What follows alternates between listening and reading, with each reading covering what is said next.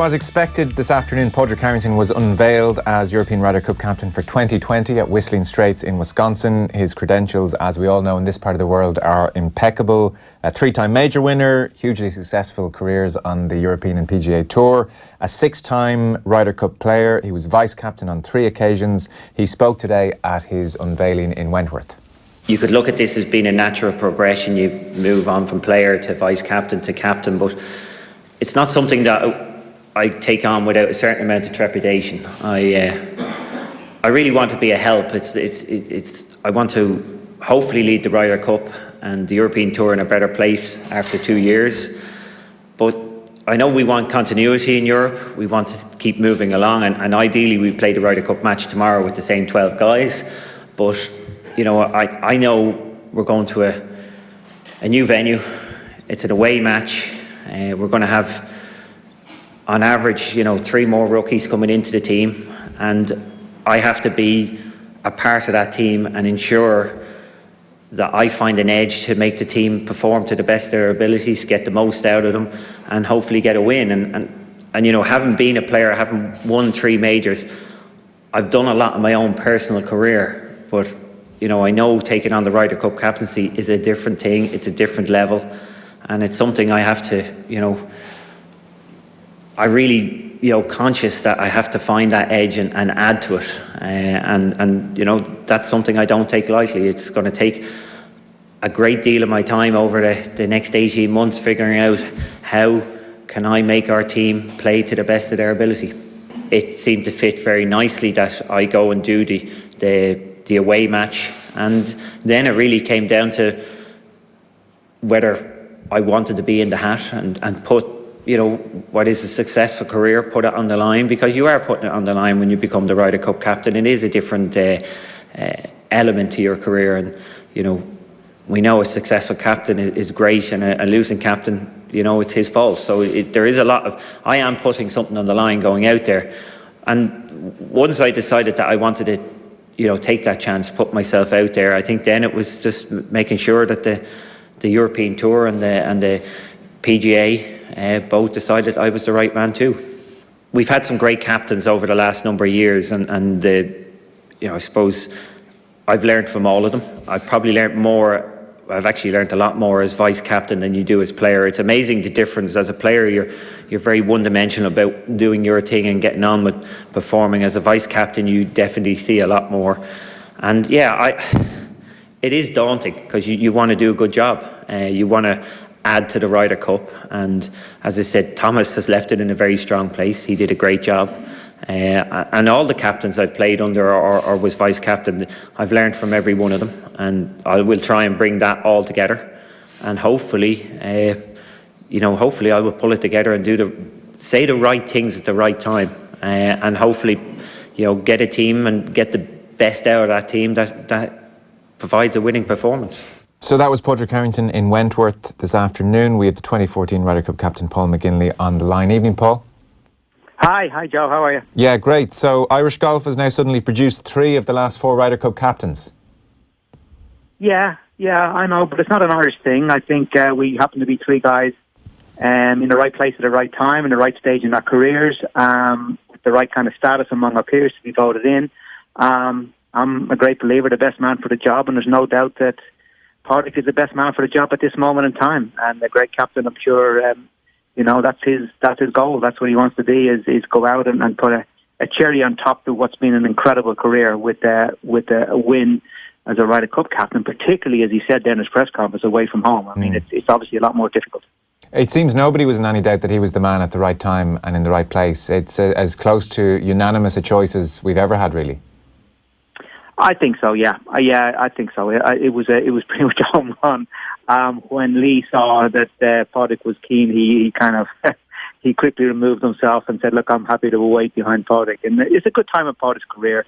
We all know how much he loves golf, and we all know that he's still very much a player. And also the fact that when he gets to 50, he's got that Champions Tour in America. There's no doubt he's going to hit that running, and is just as motivated now to play well doing that. So this fits in between that period of time where maybe he's not as competitive on the main tours as obviously he was 10 years ago, and reaching 50. So it's a good moment in Padraig's career to be taking on such a big role. I don't know that you take much notice of the language that he was using in his press conference today, because when he talks about his own game individually, he is often so confident, whereas today there were words like, he talked about a certain amount of trepidation and said, I hope I can add something, and, talked about it being quite daunting in many ways. None of that is surprising. It's a huge role to take on. I'm sure you felt the same things. You are, as an individual, dwarfed by the scale of the event sometimes. It is a scary thing that you embark on. To a bit of extent, yes, Joe, I'd agree with that. But the biggest problem he's got taken on is the expectation. Having this hugely dominant period of success that Europe are having. And he's, in a position now where he has to try and continue it. And that's the problem. I mean, that was the big weight that I had on my shoulders more than anything else. Was we'd won 7 of the previous 9, and I was going in as the home captain, with a lot of pressure on my shoulders. Now, fortunately, I was captaining against Tom Watson, and I was able to dissipate a lot of that and throw the pressure over his way. But Pádraig will figure a way around all of these things, and the fact that he's playing away from home, I think is certainly going to benefit him, and I think it's a role that he's really going to relish. I think Harrington, in his whole career, even when he was winning those major championships, he was constantly pitching himself as the underdog, whether it would be through an injury that week or, being tired or whatever. He was constantly reveling in that role of being an underdog, and he's certainly going to be up against it going away from home, and will relish that role as a consequence. So, I mean, we saw it. No, it was as evident maybe as it's ever been in the last 2 Ryder Cups in Paris just gone. In particular, the home captain has such a huge advantage in that they can shape the course to suit their own team. So, as the away captain, Harrington will effectively have no say in the course. Is that right at Whistling Straits? Yeah, that's right in Whistling Straits. But if you could pick, honestly, I mean, I've been in America a lot. If I could pick one course in the whole of America that would suit European team most, it would be Whistling Straits. It's on the banks of it's on the banks of Lake Michigan. It's got the feel of a links golf course, a little bit like Kings Barnes. Anybody who's ever been up around there without the weather, with good weather. It's always windy. There's a bit of room off the tee, but there's elevation changes. There's a lot of movement on the greens. So if you look through the history of Whistling Straits, I mean, I played well there myself, 2 shots behind when Vijay Singh won the PGA Championship in 2004. Martin Keimer has won there. I think Rory might have been 3rd when Martin Keimer won. Europeans have played well on that golf course. So I think we're fortunate, and Pádraig will be thrilled that it is going to be on that golf course. Right, okay. And is it so linksy that the greens will be slightly slower on the Stimpmeter? Not particularly, but I wouldn't worry about that. I mean, all of our players play in America now, and they're used to the fast greens. That certainly doesn't put us on the back foot the way that the tight fairways put the Americans in the back foot in Paris. Okay, so if so much of the home captain, I mean, and you'd know this as well from 2014, if so much of the home captain's time might be dedicated to trying to set up the course perfectly for a given team in a given year, so if Harrington doesn't have to worry about any of that, what will be the big things that he'll be looking after over the 18 months as the away captain?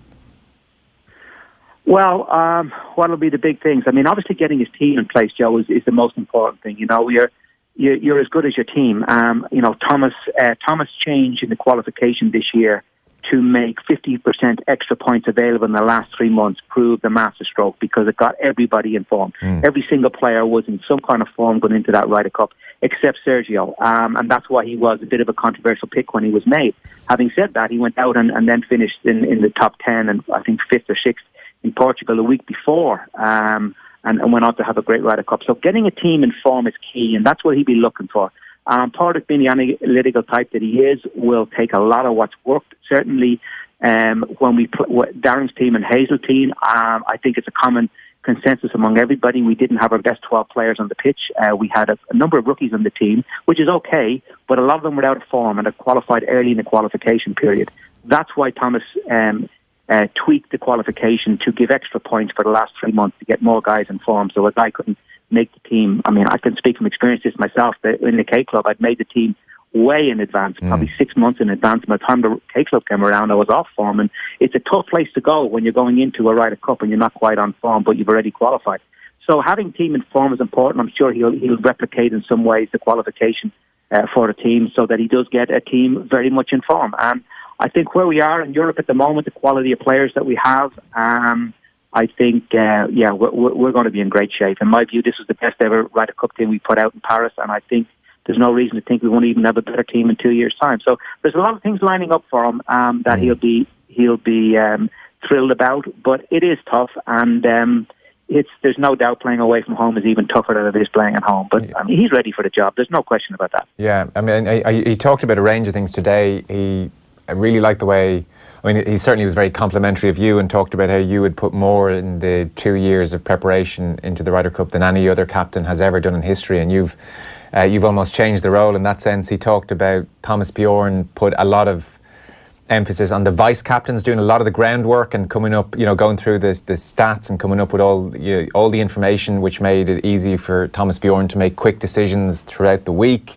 He talked about, Sam Torrance, very emotional, and that was important in its own way. And actually, if anyone, he likened himself more to Bernhard Langer, more the school teacher type. He said, I'm not going to be the fuzzy, warm, huggy captain type. Yeah, I'd agree with that. That's who I would pitch him up as. I'll tell you what, if he does as well as Bernhard Langer, winning by a record score away from home in Detroit like we did, we'd be thrilled. Yeah. That's the kind of player he's been. That dogged competitor. That's the kind of player he will be, and that's what he'll be as a vice captain. He won't change. He'll be dogged. He'll be competitive.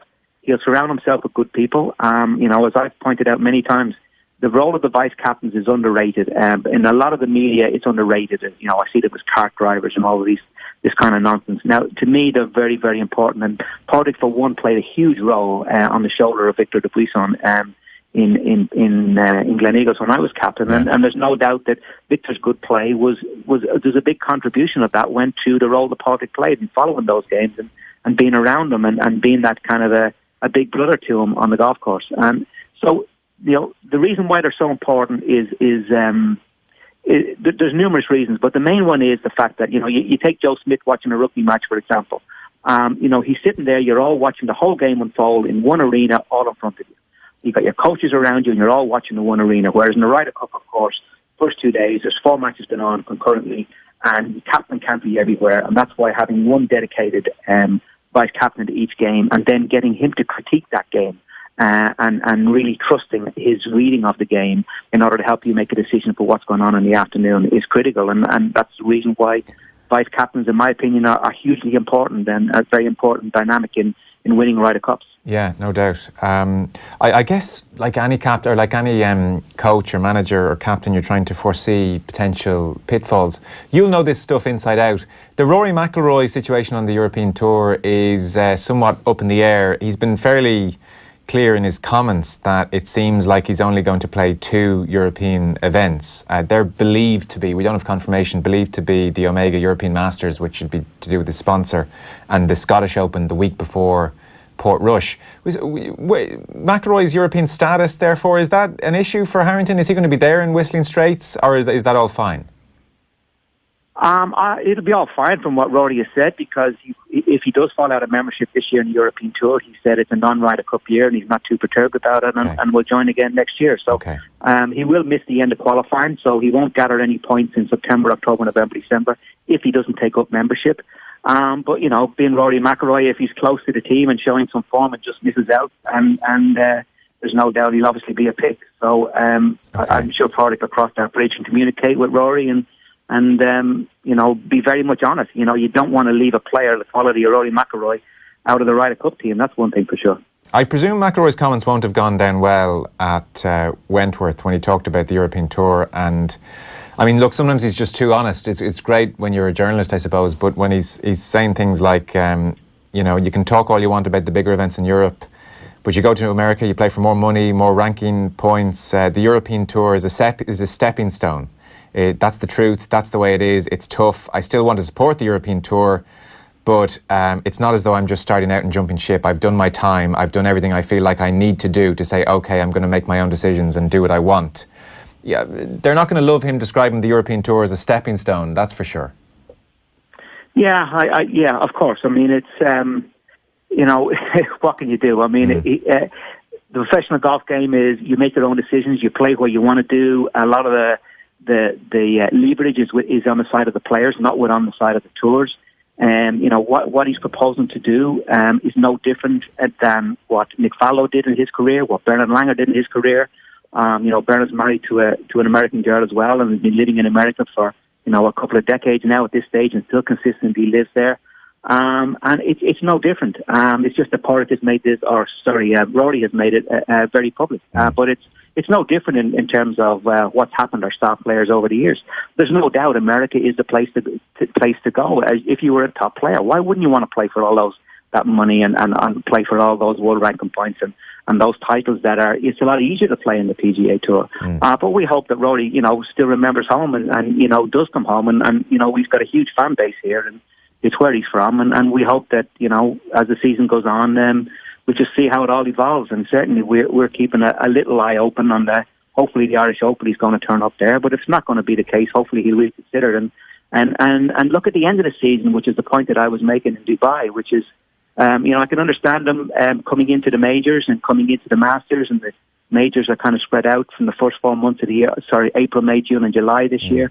I can understand them focusing in America and not wanting to do the travelling and leading into the Masters, trying something different. I get all that. Yeah. But the FedEx finishes the third week in August, and hopefully then, when the FedEx is over and then they do this wraparound season and they start travelling to Japan and China and Mexico and all of these foreign places, that we'll have Wentworth on around that time. We'll have Dubai, where he's played very well in the past, Turkey, South Africa, where he's played well, and maybe hopefully he'll reconsider and decide to go and play those tournaments. But as I say, the ball's very much in Rory's court, and he'll make his own decisions, and that's what the top players have always historically done. Yeah, I guess it's a selfish game. Ultimately, you have to look after yourself. The issue with the Irish Open, it seems, is that he's talked about preferring to play the week before the majors, and in this year's schedule that would be the Scottish Open with Portrush to follow. The Irish Open is the week before the Scottish Open. Have you spoken to him about Lahinch? Obviously you're hosting this year and everybody's looking forward to Lahinch. It's going to be fantastic. Have you been in touch with him? Has he given you any indication either way, Paul? No indication. It's all up in the air, as much as what I've seen in the media, and but we'll monitor the situation. The door's always open for him. I understand at this moment in time, more than anything, his focus should be on the Masters. It should be preparing for the Masters and trying to complete the Grand Slam, which only 5 or 6 people in the history of the game have done. It's a huge goal if he were to achieve it. It would reflect really well on Europe, really well on the European Tour, really well on Ireland, really well on Rory, really well on everybody. I mean, it would separate him away from all of the so-called top players in the world at the moment, top of the world rankings, if he were to go and complete a Grand Slam. So he's right to be focused on that at this moment in time. And, the Irish Open will come in time. And when the Masters is done and he kind of gets into the season, he'll review his season, review his schedule. And, that'll be the time to start talking to him about the Irish Open and finding if it's still not going to be on his radar or not, which will be after the Masters. Okay, that's fair enough. Did you see much of him in Hawaii over the weekend? I did. I watched a bit of him. I watched quite a bit of him, actually, and I was hugely impressed the way he played. I thought his balance, his swing, his power, his control of the ball, his wedge play, all of the things looked really, really on. His putting looked decent, and I know he got overrun on the last day. I think if it had been a bit windier on the last day, it may well have suited him. It turned into a putting contest and a low scoring, which notoriously he's not particularly, that's not normally what he excels in, but he looked to be in really good shape to me, I have to say. He looked really in good shape, like a guy who's been working and training and practicing over the winter time. Okay. Listen, appreciate your time as ever. Thanks so much. All right, you're welcome. Paul McGinley there, giving us his thoughts live on the line. Padraig Harrington, Ryder Cup captain for 2020 at Whistling Straits. So we'll take a short break. Back in a moment.